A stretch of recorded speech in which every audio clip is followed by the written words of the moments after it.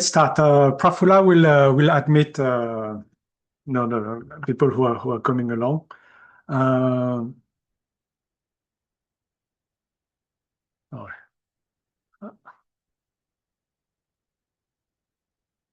Okay, so today, so Happy New Year to everyone. I know if it's a bit late to tell you that. So to 2026. So the past few years have been very interesting in the world of AI, as you all know, and I think that 2026 will be very as exciting as at least 2025 as last year. Okay, so we'll do a short review of what happened the previous years. So today I wanted to talk about the path to AGI, artificial general intelligence. It's also one chapter of my latest book and a theme of my next book. Probably my next book will be about around AGI. So something I wanted to read more about and study more. So we'll go over the very brief history of AI and AGI, the current state of AI, right? So what we have seen maybe the last year, what is AGI, the key industry players, technical challenges, some approaches, and some expert predictions, and the path forward. Okay. So here, it's also I think the 25th anniversary of the movie, the Fellowship of the Rings. I think, well, at least one of them for the from the Lord of the Rings, right? And then you remember that that all this powerful ring that controls all the other rings. So the one to rule them all. So I think that everybody is looking for that special ring, that special AGI. This is like the quest of mankind. So the historical context. So very briefly, right? So I mean, AI started in after World War II. It was like it developed along with the same time as computer science, but really the breakthrough we had in 1997, Deep Blue. 1998, Google was founded. Right? So it was like the like during the dot-com era. 2022, Roomba. You might have one at home. It's a vacuum cleaner. 2020, 2006, Geoffrey Hinton coined the term of deep learning. So we use like reinventing like neural networks.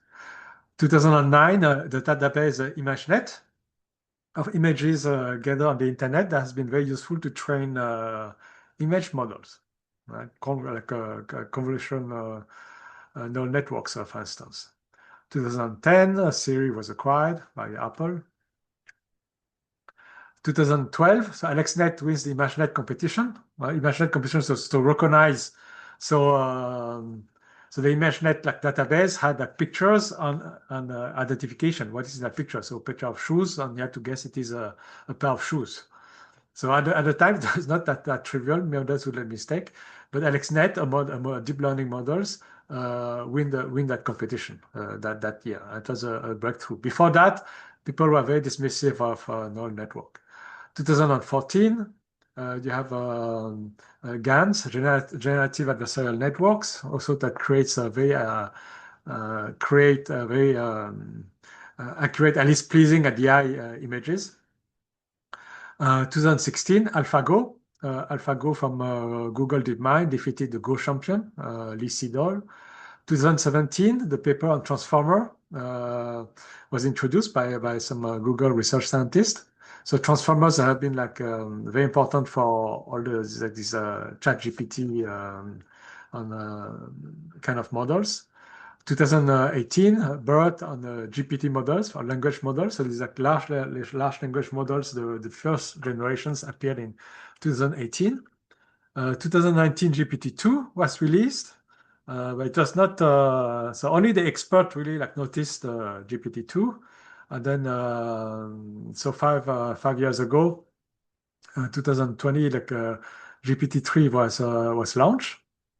Okay, and then 2022, DALI for images, stable diffusions, also that also creates can be used to create very realistic images, and ChatGPT. So it was like a ChatGPT moment, like like the man landing on the moon for AI.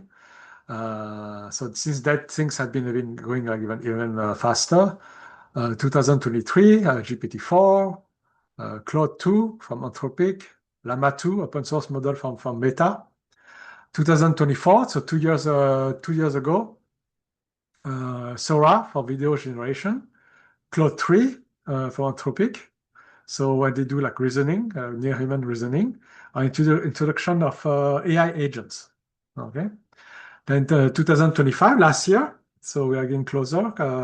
Multimodal AI models means that a model that understand not only text but also images, videos, audios in a unified way. So for instance, today in your favorite chat box, you can import a file like a picture, and then you say what is in that picture, right? And now some of these models can also create like images for you, and the combination of the two. So you can have an image, talk about ask it to describe it or to change it, alter it, and so on. So this is called multimodality. Start to have some AI regulation. So Europe is is leading the way for regulation for AI, and then the future. So AGI. I gave a talk on AGI already last year. At the end, I tell you my opinion on that. But so is AGI at the horizon? For some researchers, AGI is already here. But current state of AI. So these are just so much has been done, but these are some data from reports. So on the top left corner is the performance in software engineering of Claude Opus 4.5. It is the latest Claude, the Anthropic's model, Opus 4.5. It's about accuracy for software engineering. So it's usually typically they have to. I gave a talk about coding, right? AI use it for coding. So this is what they use on like accuracy in terms of solving a coding problem, right? So Opus goes first. Sonnet 4.5 is also for Anthropic, but a less powerful model. And then you have a Gemini 3 Pro. So this is the leading model from Google. GPT 5.1 Codex from OpenAI. GPT 5.1 is also the flagship model. Now maybe the GPT 5.2, but it is changing every month, right? At the bottom on the left, you have so here this is actually like some small description about Gemini 3 Pro. So I can do deep research, more personalization. And they have also a model called like Gemini 3 Flash, I think. It's a faster model, a cheaper model than Gemini 3 Pro. So Gemini 3 Pro has impressed like users. So it's very good. So I think that people agree now that Google seems to be ahead of OpenAI and has been catching up. Then the right-hand side is like a table from OpenAI on different benchmarks. And how they have been improving from GPT 5.1 to 5.2. And you notice that it is thinking.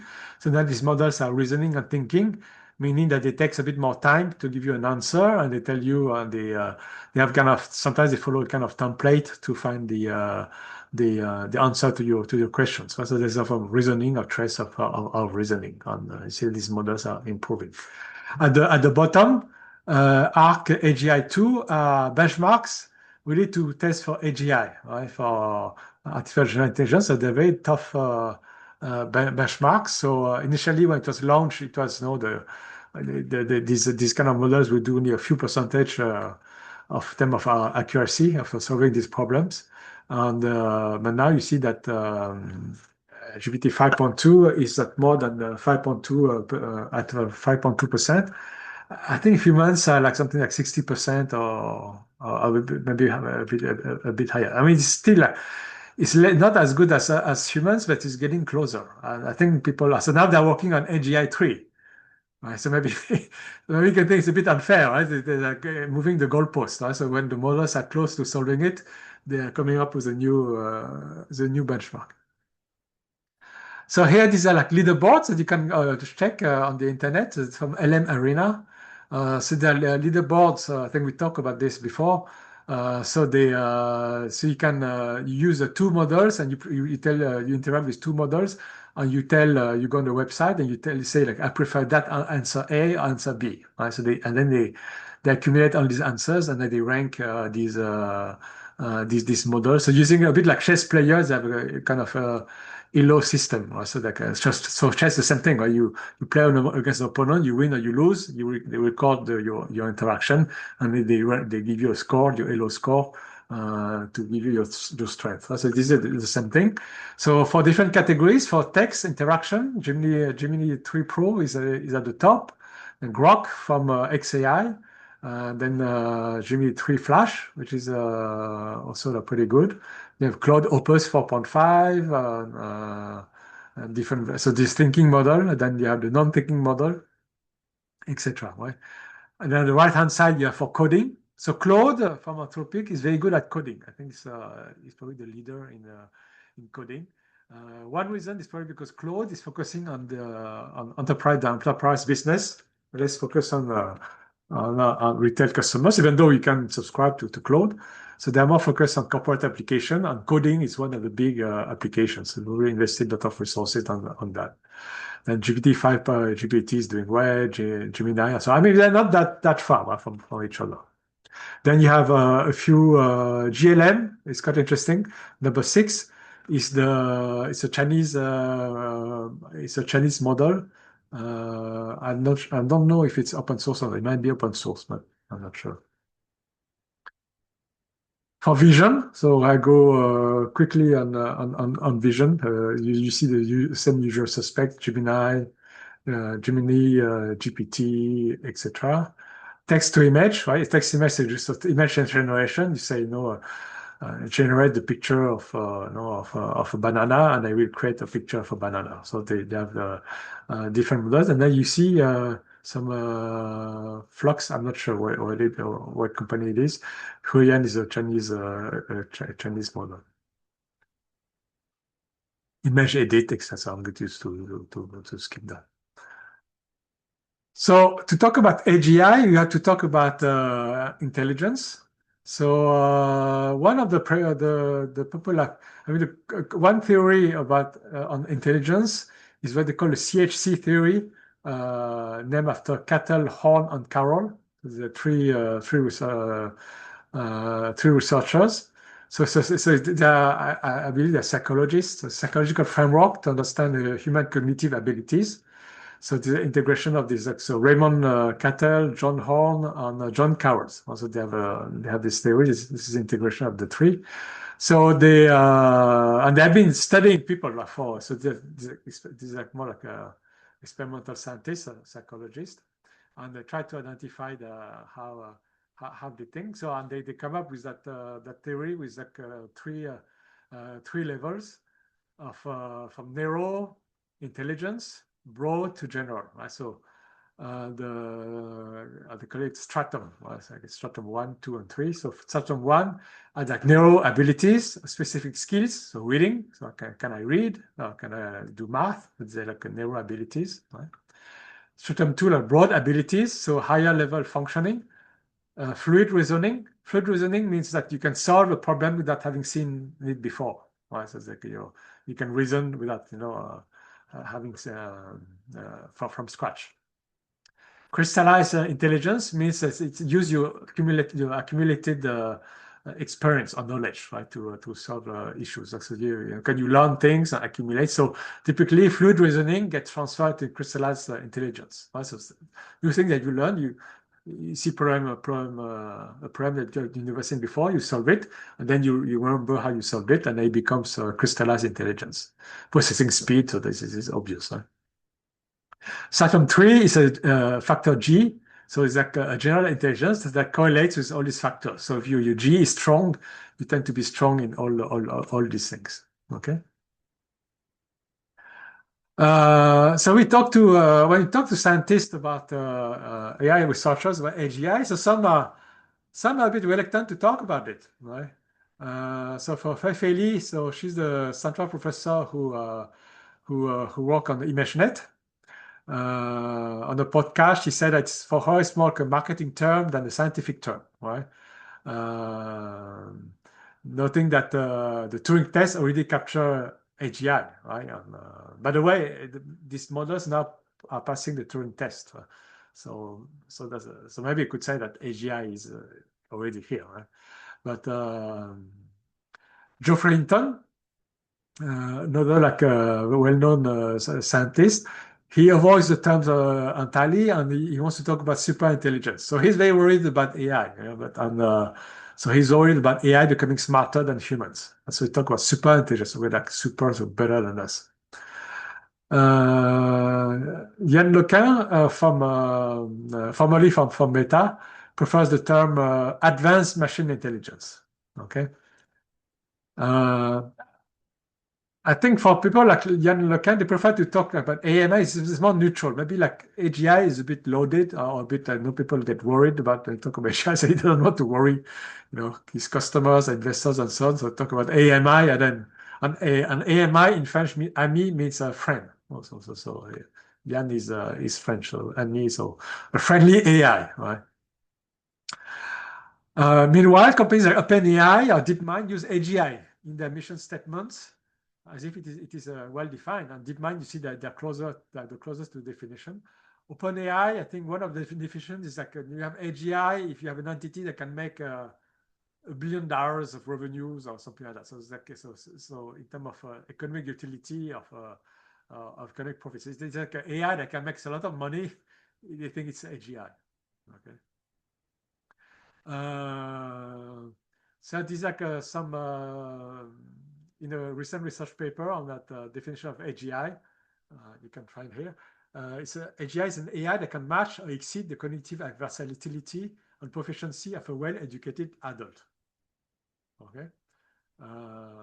So well-educated. So it doesn't mean experts, right? Well-educated adults. So we are all well-educated adults. So when they are doing better than us, that's it. We have an AGI. But it's general. So it means that it has to be good not only one area. For example, chess, a computer is better than all human chess players or Go, right? We cannot beat a chess player, a computer chess player. So, but we don't say that AlphaGo or AlphaZero is AGI, okay? Because it's narrow intelligence. But you have all these categories that's so inspired by the CHC graph that we saw before, right? So yeah, all these like specific skills. So if AI is good at all these things, better than us, then that's it. This is AGI is there. So it has the advantage of it's quite well defined, right? You have just to measure it, right? You take a sample of well-educated adults, give it a test, give the test to the AGI, and see how they perform. Okay. So when you see that, we see that it is feasible. It can come, right? That you can find an AI that will beat us in all these things, right? So it's this is possible within the next few years. So we'll talk about this later, right? The advantage is well defined, but is it the right definition? I don't know. Maybe we'll find that maybe AGI shouldn't be that. That intelligence is not only this, but it's something else. So we'll talk about this later too. So just as a reminder, the key industry players. So of course you have a lot of universities doing it, right? So Stanford, you say Washington, NYU, and so on. But here I'm focusing more on industry. Why? Because industries they have the financial means, in fact, to build the AGI. Because building AGI is very expensive, right? It needs a lot of like compute time, servers, and so on. It costs hundreds of millions of dollars easily to build AGI. And sadly, universities, academics cannot compete. So that's why mostly we see in industry players. Okay, so OpenAI, Anthropic, Google DeepMind, Meta, XAI, these real suspects. Then second column, I put like Chinese companies. Why? So we're in a recent interview, Demis Hassabis, the CEO of Google DeepMind, was saying that according to him, he's the expert, right? He's the expert on AI, AGI. See, China is 6 months behind the US, according to him. Not a year. He said like less than a year. So probably 6 months behind the US. So 6 months is not that long, right? So and then the players, you have Baidu, Alibaba, Tencent, ByteDance, DeepSeek. I gave a talk about DeepSeek before. ZPU, okay, the ZPU AI, the GLM models. So some of the models are open source too. I think the Quen, even Alibaba is not a non-profit. Alibaba is a for-profit company. Alibaba is like the Amazon of China. But the Quen family of models are open source, so you can download it in the internet. And then the DeepSeek is also open source. So they are following closely behind. So there's a very heated competition between China and the US to reach AGI. Sadly, there's no European players. Maybe there are some, maybe, but they're probably very small, and we don't. I mean, there's Hugging Face, so that does a lot of implementation of open source model on Mistral. They have also the open source model, but as we've seen it on the leaderboards, we don't see. I haven't seen any like European companies. Even though European scientists and engineers are very good, but somehow it hasn't happened. So technological challenges to AGI. So there are a lot of there's a lot. So here there's just a few of them. So reasoning. I mean, last year we have met. Yeah, has made a lot of progress in terms of reasoning. Why we saw these like thinking models. I won't like spend more time on it. So you just have to push the envelope for a bit more, have more training data, and so you can do some kind of reasoning. Learning efficiency still need a lot of data. We might have exhausted all the public data on the internet, so you have to look for more data. But you have images, and you have maybe private data, and maybe synthetic data. You can generate data, artificial data. So you can generate data. You can generate an infinite amount of data. So it could maybe help to solve this problem. For robots, it's what they do. In robotics, they train robots in the synthetic environment, virtual environment. So it's really like using like synthetic data.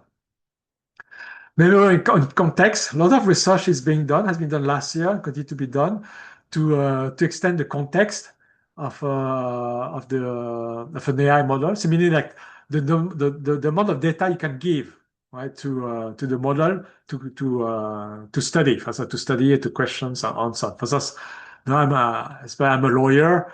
I want the AI to help me, solve, write some court document and so on. I want it to read, 2,000 PDF documents and so on.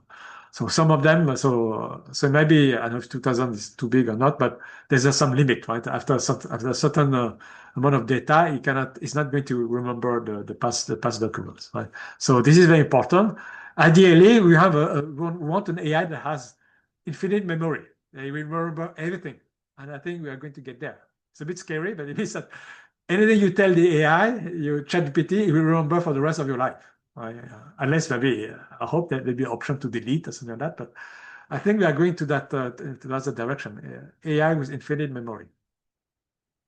Architecture. So we said before that 2017, transformers were introduced. So all these models are using transformers, a variation of transformers. And but we don't know if transformers are going to be enough to go to AGI. So maybe something else we have to come. And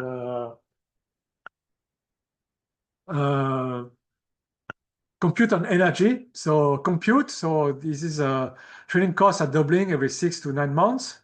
So there's we're building a lot of data centers.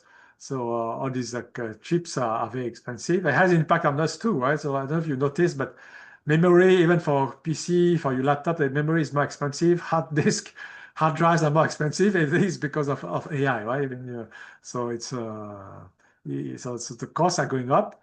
Energy, natural resources are used. So water, a lot of water has to be used for electricity, so it has a cost also on us. Like for people who live close to data center, many worry that the cost of electricity will go up. And I think recently Microsoft has agreed to compensate, or at least pay the true cost of the electricity consumption. World models, I'm going to talk about this later on. Alignment. So alignment, ensuring that the AI is going to be aligned with our objectives. That's not going to go against us. We're going to talk about this. Interpretability. So this is very important for not only for regulation, but as an end user, especially when it makes mistakes, right? So if you use that AGI to make a medical diagnostic, but you get it wrong, you want to know why, right? Why the diagnosis was incorrect, right? On evaluation, how do you evaluate the AGI? Right? So there's no consensus today. They probably will want. So probably have a continuation of our leaderboards and new benchmarks and so on. Okay, but AGI is so broad that there's almost an infinite benchmarks you could create, right? So it's like, how do you evaluate that someone is a human? So you cannot just measure IQ, you can just measure,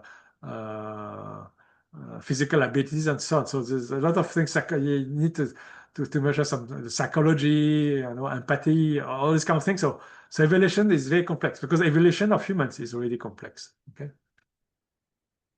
So let's talk about AGI. So people have been working on AGI for forever. So here I made a copy of the report of the GPS model, so General Problem Solving Program. So already at the time, they tried to find something that could solve all the problems, all the goals. So it's like so general problem solver. So this was done in 1958, right? Newell and Shaw, like a computer scientist. Simon, interestingly, he's an economist. So the idea is like you give a command to the computer. Imagine in 1958, there's no PC, there's nothing. There was a big, I guess, a big mainframe computer. I don't even know if they're like really like mainframe. At least they're like gigantic computers. And so you give a command to achieve the goal. The computer evaluates the goal. So you can say, can reject this, it's too difficult. Can accept, set the methodology to solve this kind of goal, execute the method, goal not achieved, it is a loop, on goal achieved. So this is kind of a naive picture, and say, okay, we are building a computer that's going to do that. So you understand that if I can build a machine, can do that. That's it. This is AGI, right? Like any random goals, then the machine can solve it. That's it, right? Say like solve global warming, and the computer comes up with a list of instructions how to solve global warming. That's it. Or solve, this the next pandemic and so on. And then the computer comes with a solution. This is AGI, right? This is what we want, right? So obviously it failed, right? Okay, so I'm going to go over like a sample of there's almost infinite number of papers talking about AGI. Everybody has many people, scientists has worked on this, right? This is the 1950s, right? So I just go over a few. So it's just my own taste and the most prominent models that you see. So the first one is we talk about AMI, right? The AMI, Advanced Machine Intelligence, from Yann LeCun. So he was inspired by the brain, loosely inspired by the brain. So he has like so this is his model. So I'm going to describe this briefly. So he has on top of it, he has the manager of that brain, like that computer brain, the configurator. So this is actually the controller that coordinates all the other modules. Right? The other modules are all these bubbles. So it decides how the system should operate at any moment. So it's like the manager, he's managing the whole process. So perception is I guess he put perception here because I think I don't know, eyes are somewhere, this is where you treat the images, right? But so you press sensory input to estimate the current state of the world, right? So you look at, imagine you're a robot, you look at your environment, say where you are physically, for instance. World model, right? So it's the predictive engine. So it takes it's modeling the world around the robot, right? And it takes imagine action sequences from the actors. There's an actor that decides what to do, right? And simulates what future states would result, right? So the model actor say, okay, I'm going to pick up this object. The world model has to to predict that well, if you take it this way, you'll be able to pick up the object and lift it. It's going to be lifted. You'll be able to lift it and move it. If you take it the other way, you won't be able to grab it, for instance. Right? So this is the predictive model. And Yann LeCun has a model called JPA that helps that he wants to integrate into the world model. Then you have a cost model, so it will evaluate how good the states are. So they have good states. So you assume the robot has a goal, right? And for the goal, it's like, go and fetch me a banana.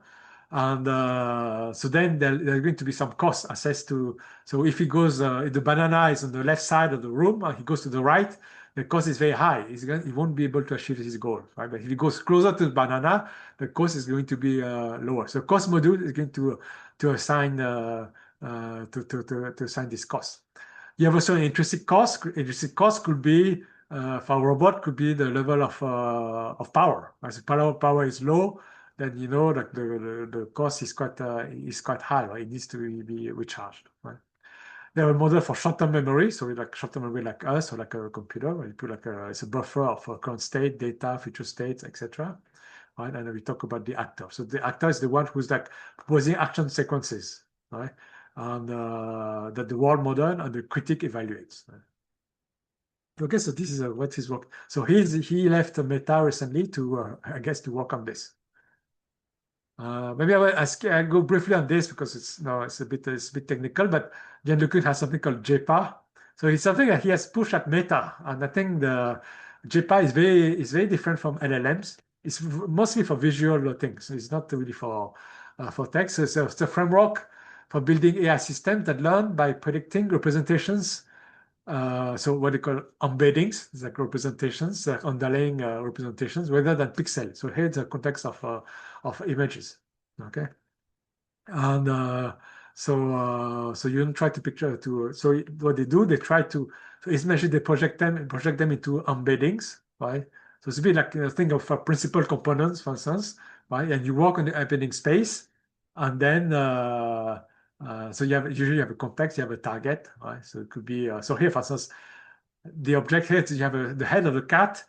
The target is to fill up the missing part of the image. Okay, so this is a typical task that can ask an AI, right? It could be so here you use the JPA system for images, and then it can generate the missing parts. So it generates the legs and the tail of the dog. Okay, so by using that embedding space. Okay. But clearly, it seems that Meta, some people at Meta were not very big fan of this. I mean, it's still at the research stage, right? To be frank, it's we don't. There are a lot of uncertainty about JPA. Can it scale? There's still some issue, and still Yann LeCun is still working on it. They have that what they call like how do you call it, like it's an embedding collapse or something, but the representation sometimes is not very accurate, right? Or like becomes very trivial. So there are a bit theoretical issue, but he's working on it. Richard Sutton. So he's kind of the godfather. So he's not the godfather of AI. He's the godfather of reinforcement learning. Uh, and one of the godfather of reinforcement learning. So of course he's based in Canada. So he has come up University of Alberta plan. So based on his based on the University of Alberta. So they have a plan to develop AGI based on reinforcement learning, right? So so they want to have AGI, computational intelligence, to emphasize, I think, basic understanding, and based on so reinforcement learning, so reward maximization through continual sensing and acting, and in fact learning, right? So we learn about the environment, and then it's learning and becomes smarter as it evolves, right, in the environment, right? So these are like what they want to develop, like long-lived like computational agents capable of interacting with complex environments, and they learn from observations and reward signals, right? So good or bad, adapting, and then they kind of recalibrate the neurons, and they're making smarter. So you live let's say you leave a robot in the kitchen and the robot's going to touch everything, try everything, try the microwave, and somehow it's going to learn to use all these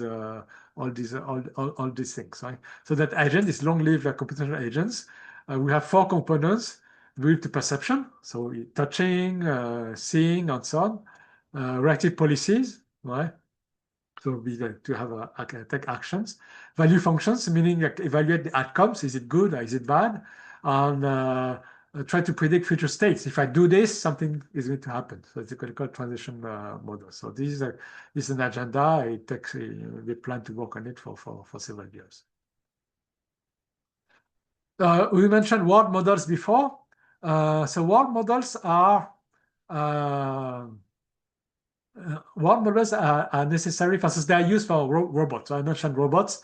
You can generate like a synthetic data to train robots because training robots in real life is very expensive. So you create a virtual environment, right? And because if you do create virtual environment, then that's infinite, right? So the cost is relatively low. So let's watch the video from Google. So there are world models called like Genie 3. Okay, so I hope you can see it. What you're seeing are not games or videos. They're worlds. Each one of these is an interactive environment generated by Genie 3, a new frontier for world models. With Genie 3, you can use natural language to generate a variety of worlds and explore them interactively, all with a single text prompt.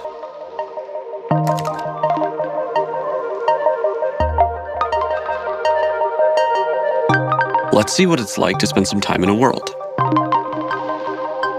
Genie 3 has real-time interactivity, meaning that the environment reacts to your movements and actions. You're not walking through a pre-built simulation.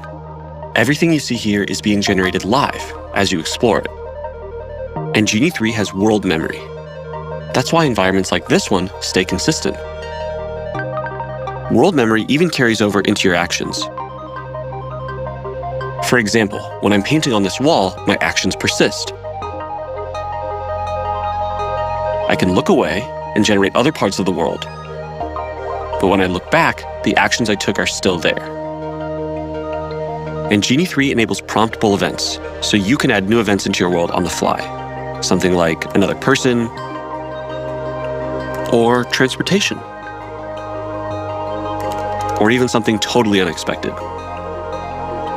You can use Genie to explore real-world physics and movement, and all kinds of unique environments. You can generate worlds with distinct geographies, historical settings, fictional environments, and even other characters.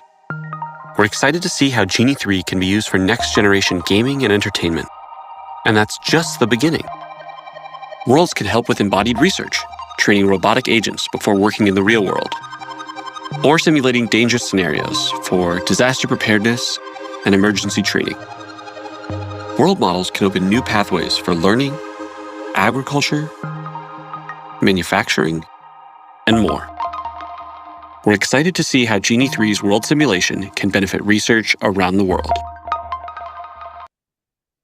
Okay, so I mean it's used for gaming and so on, but you see that the long-term plan is to train like robots, right? To train AI in a virtual environment because then it can be done. Then this simulation is infinite, right? So you can just train an AGI in the server, like in the Google server using kind of environment. So you can imagine a kind of scenarios. Because if you put the robots in nature, like in the city and so on, it's very slow. It's like it's the amount of data you're going to collect is going to be very small. It can do like, let's say they can like recreate a world into a virtual world. Then they can like train like the AGI in-house before deploying them in the real world. Okay. So this is like another like world model. So these world models will be, I guess, the trend of 2026, right? So I think many startups, even Yann LeCun is interested in world models. So let's see what Fei-Fei Li is working on. So her company is called World Labs, I think, yeah, worldlabs.ai. And the model here that we see is called Marble. So let's see.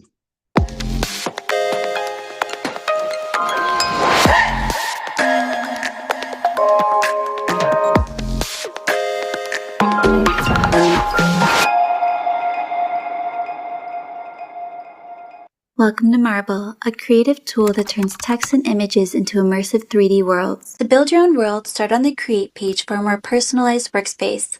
On this page, you'll see the Settings and Input panel along with image presets. Presets let you explore suggested inputs, or you can click and roll for marbles to generate a random preset. You can also start by picking one of the image presets below to build your world. For best results, upload a single image, multiple images, a video, or a panorama. For this example, I'll upload a single image. Click Create to generate. Once the scene is finished generating, click View to enter the world. Inside your world, select the keyboard icon to see navigation controls and customize mouse or trackpad movement. You can move around using the WASD keys. At the bottom of the scene, you'll find download options if you have a paid subscription. This includes the ability to take a screenshot, download the prompt image or panorama. You can download Gaussian splats in SPZ or PLY format and export them as mesh for use in. So you create 3D environment from like a single image, right? So you have, and then you have she uploaded only like a JPEG file, and then suddenly you can walk in the living room. But you see, it's also close to what Richard Sutton was trying to do, right? Like these like long lifetime computational agents. So he could have his agents living in this kind of virtual environment, right? Then they could learn at a cost of very low cost, right? It doesn't break anything real, right? And then the robot, the AGI is going to learn and become smarter. So longer it's going to live in this kind of environment, the smarter it's going to be, right? So the world model is very so because today it's still the logic of using a lot of data, a lot of training data to make these models. Like LLM use like a huge amount of data. So the next generation of AI models is going to use a huge amount of data, and the only way to do it is to create a virtual data in these like world models. Okay. There are, however, some issues. So what they call it, so is it enough to train an AGI into world model and just, push it into the real world? And probably not. Right? So this is what people call the simulation to real gap. I think I mentioned that when I talk about robotics. So the pros, we know the pros, right? So scalable data generation, unlimited training scenario for robots, right? Virtual robots. Safe, right? It doesn't kill anyone. It doesn't it's not dangerous. There's a ground truth. If we know, because the environment is well known, so we know what it is in there, because it was created virtually, and you can do like accelerated time, so millions of years of experience in a day. Right? A robot can do in real time. It would take him 1 million years to do it. In a computer, it could do in a server. It could take a few days, right? And it can be doing parallel too. So it can do thousands of millions of robots trained on millions of scenarios in real time. And then in a server that could take like billions of years, but it can done in just a matter of few days. So you can see the amount of learning that they can do with the data. The cons, the gap is that reality is always more complex than virtual reality, right? They have edge cases, human behavior. Humans don't behave. I don't know if they even model humans in there. Even they model humans, it may be very simplistic, right? How do you model like yourself into a computer simulation? Right? So those are assumptions behind, and probably it's not very realistic assumption, right? So how you interact, let's say you have a customer service AI in the store, how you interact in the virtual environment and the real customer in the real store, it could be totally different, right? Distribution shift, so it means that the distribution of data in the simulation and the real world are different. So what you see in the real world and what you see so the model is trained on virtual data that don't match the real data. For instance, like suppose like in virtual world, all the customers are nice, when real world, some customers are not nice at all, then the robot won't be able to know what to do. Okay. Missing embodiment. So yeah, virtual. You can have a virtual robot, but it doesn't really touch anything, right? So it doesn't. It cannot. It probably doesn't fall on some damage itself, or there's no. There's no like power cut and so on. I think the a few weeks ago, a few months ago, there was a big power shortage that in San Francisco, and I think all the Waymo cars stopped, right? Because they had no more signals, and they had no more Wi-Fi. I don't know, but they all stopped and they blocked all the traffic, and then humans had to help to to remove the cars. Okay, so these are kind of scenarios. It was probably not planned into the virtual world that there will be a massive power cut in San Francisco.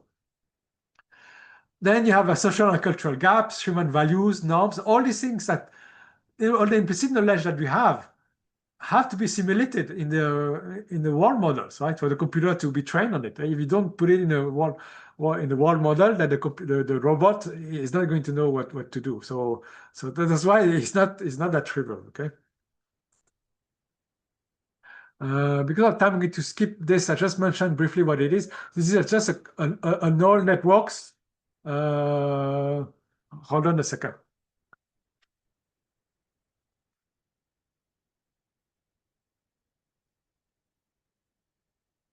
So so these are neural networks that learns, so an LLM that tries to self-edit itself, so they can improve the model by reinforcement learning, right? So it's like self-adapting. So today, when you use ChatGPT, the model is not changing, right? All the weights and so on are already predefined. They're not changing. Here they're thinking of doing a model that can change itself. Also, the weights are going to change as you use the model, and that would make sense. The problem is that so this is one solution. I think this is done from a team from MIT. Another godfather of AI, Yoshua Bengio. So he's like Geoff Hinton. He's very worried about AI.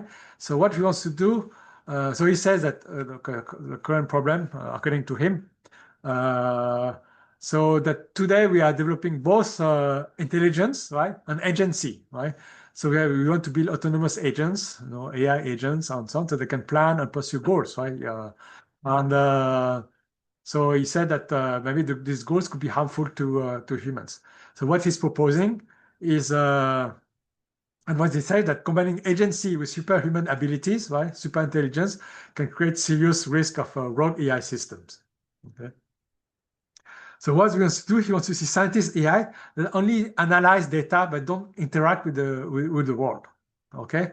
So that scientist AI only explain and predict things to us.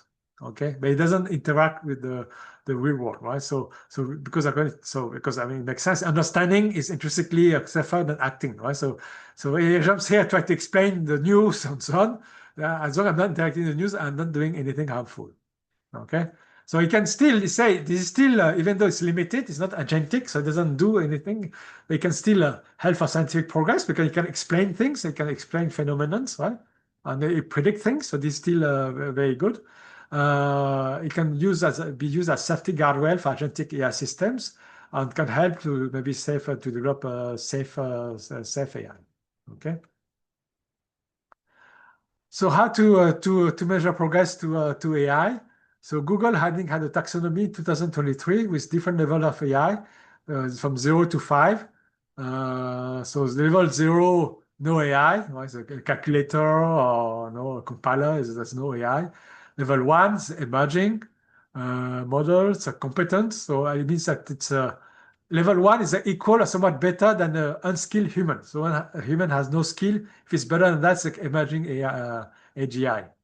Level 2, you are at least better than 50 percentile of skilled adults, competent, right? Expert is 90th percentile, exceptional 99th percentile. So already we are out of the picture, right? Because we're probably very good at one or few things, right? It's very likely we are not very good at everything. And superhumans outperform 100% of humans, right? So it'd be level 5. and then it could be narrow or general. Right? We talked about narrow and general before.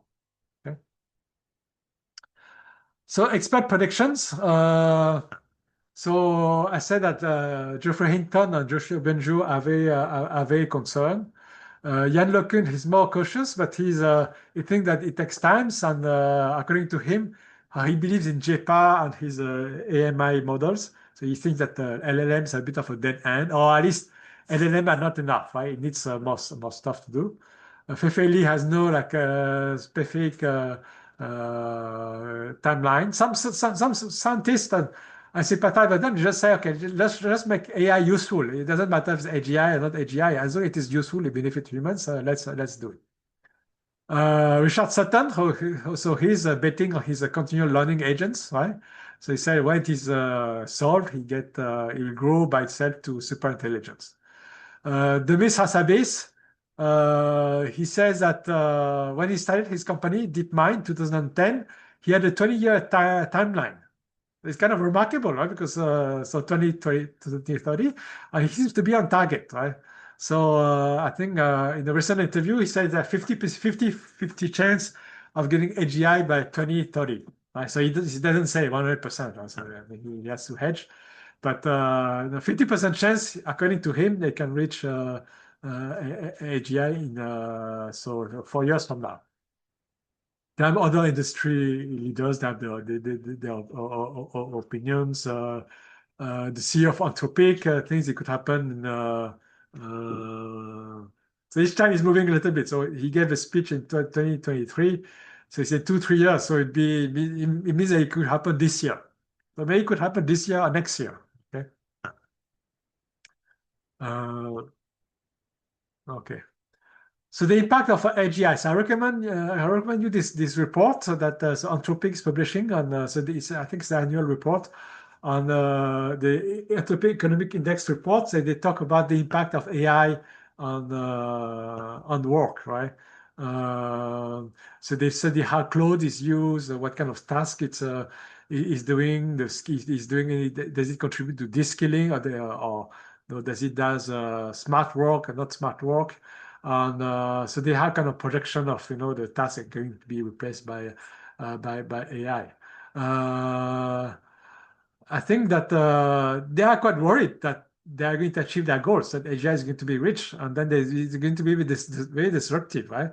If an AI, let's say, can do the job of a lawyer for a subscription of $50 a month, many lawyers are going to be, or at least legal assistant or young associates, right? Maybe their experience are going to be in big trouble, right? So I think Anthropic, they're studying, they're looking at the data. So it's not like science fiction, right?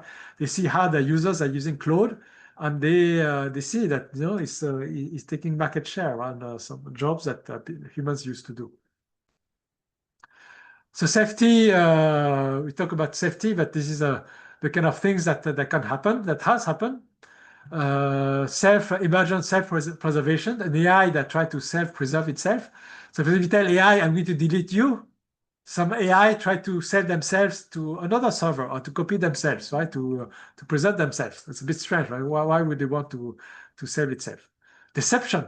So sometimes the AI can try to manipulate users, hide their true reasoning. This has been observed too with models like Claude or so on.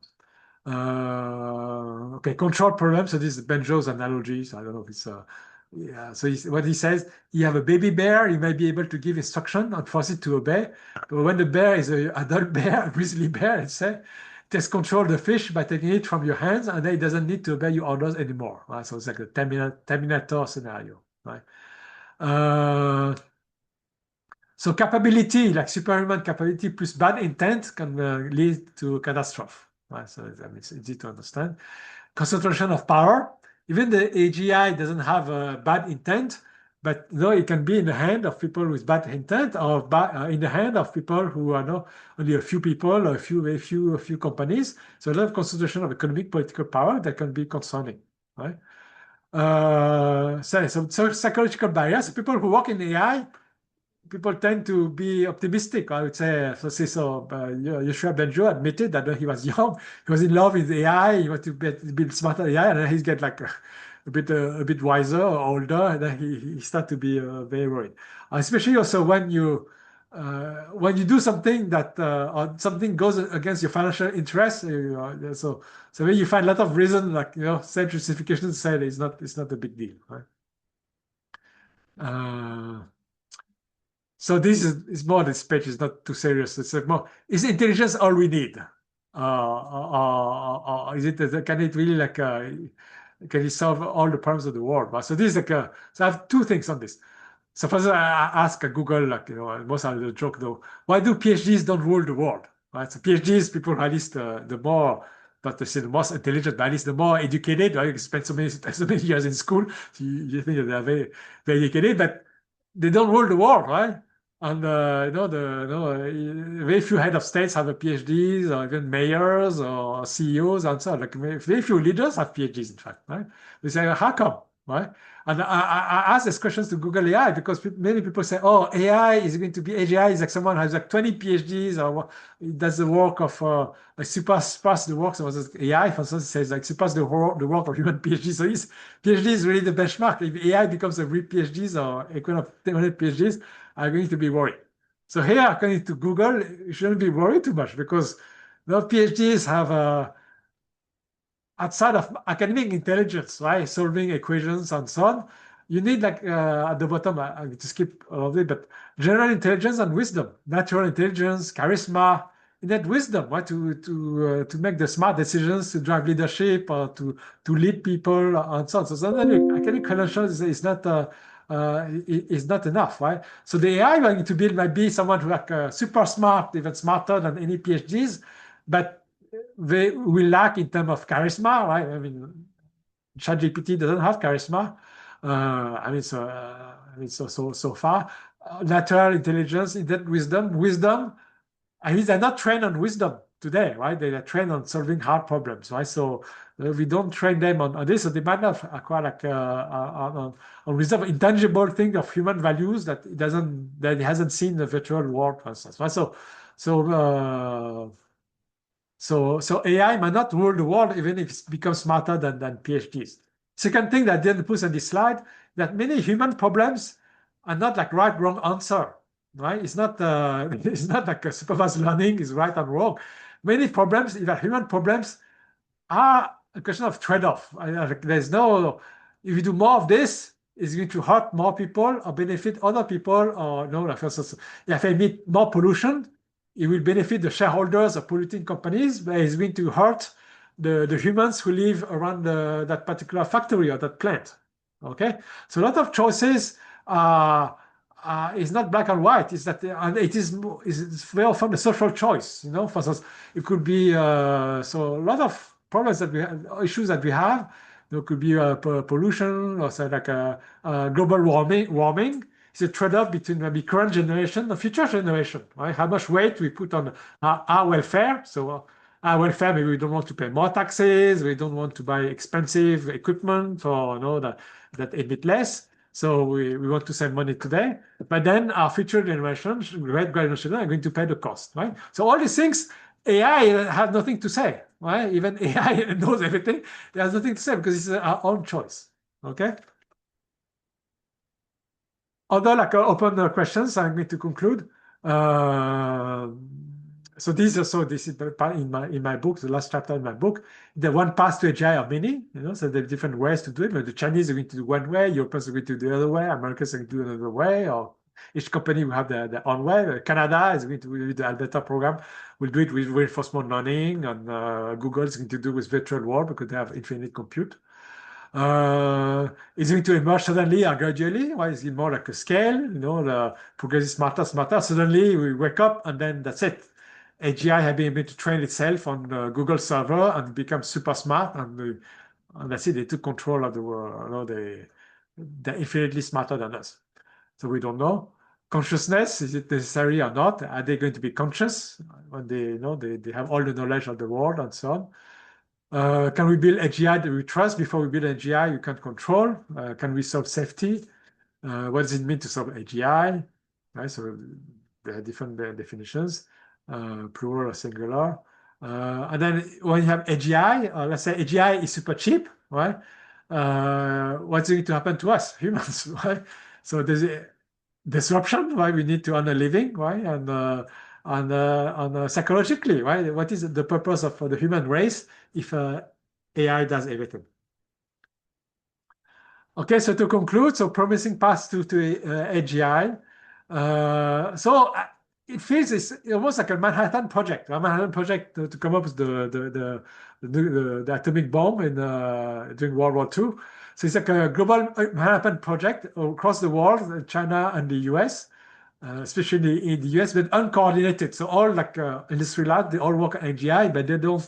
I mean, they publish, right? They publish less now, but they go to conferences on some, but they kind of do their own Manhattan projects on their side. There's still technical challenges, but it's probably solvable. A lot of challenges you need to prepare: economic challenges, political, legal, ethical, and so on. And as I said in the previous page, even we wish AI, AGI, it's like intelligence, AGI doesn't solve everything, right? Because not all problems are due to the lack of intelligence. A lot of intelligence, but still a lot of problems, right?